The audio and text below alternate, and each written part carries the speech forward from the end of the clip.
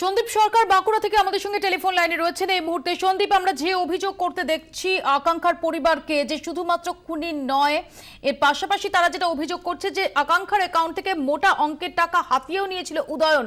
কিসের ভিত্তিতে তারা এই অভিযোগ করছেন? এবং প্রশ্ন হচ্ছে, সবচেয়ে ইম্পর্টেন্ট প্রশ্ন, যে এত দিনে কেন তাদের বিষয়টি নজরে এলো, আগে কেন কোনোভাবে কোনো সন্দেহের কোনো সংশয়ের উদ্রেক হয়নি?